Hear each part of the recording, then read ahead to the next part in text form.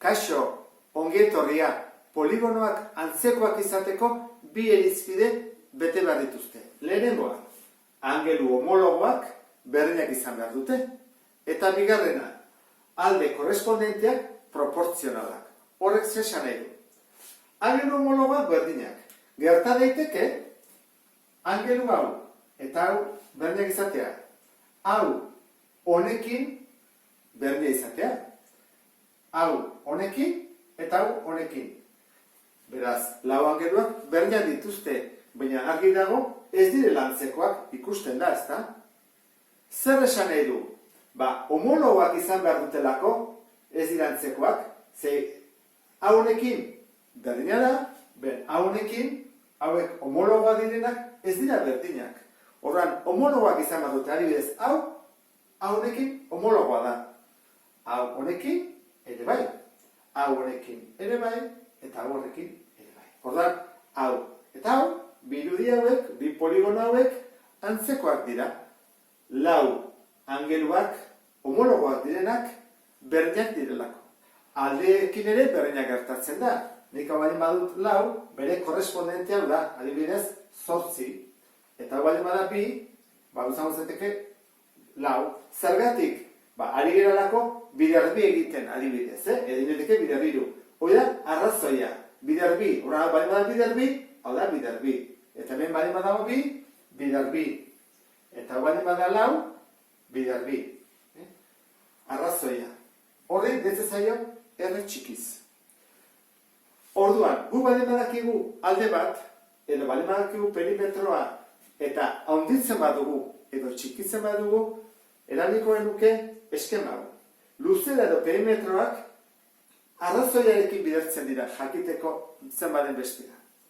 Azalera, jakiteko antzekotasun arrazoiaren berbidurarekin, edo karratuarekin, eta volumena berri. Goazen orduan ikustean nola egiten den.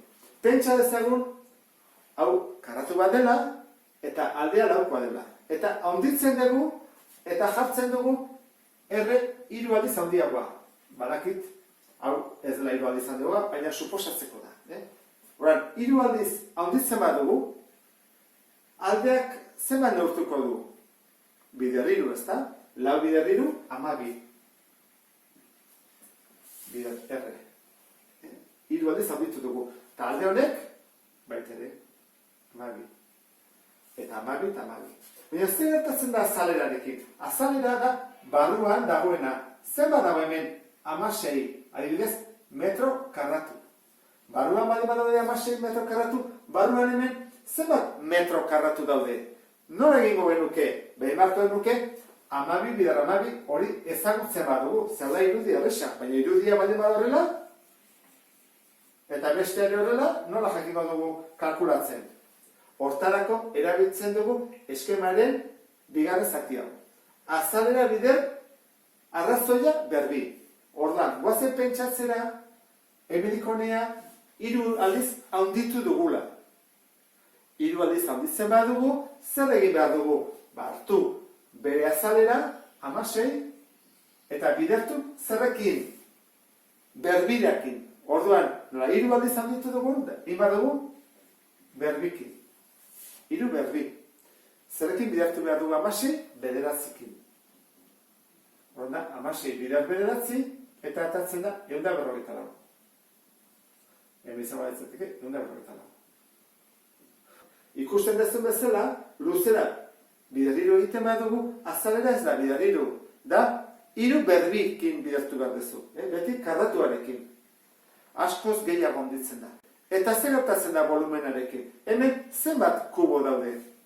Lau baldin badaude, hemen ere lau daude. Kuboa baldin bada, eta hemen ere lau.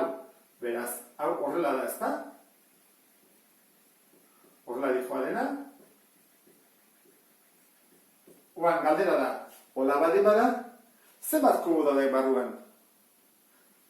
Goiko pisuan zenbat daude? Goiko pisuan, egongo dira, lau bider lau, 16. Orduan, pisu bakoitzean baldin badaude 16, 16, 16 eta 16, badago formula bat, goratzen zehala uste dut, lau bider lau, bider lau.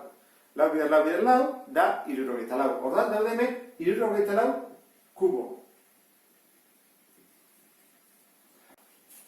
Orain, kubo hori 3 aldiz handitzen badut, esan nahi dudana da, oinarria 12koa baldin bada, altura 12koa eta sakonera ere 12koa, zenbat kubo sortzen dira? Egin beharko genuke, volumen hartu, 74, eta zenbat aldiz handitu ditugu aldeak 3kin, ezta? Orduan da, 3 ber 3.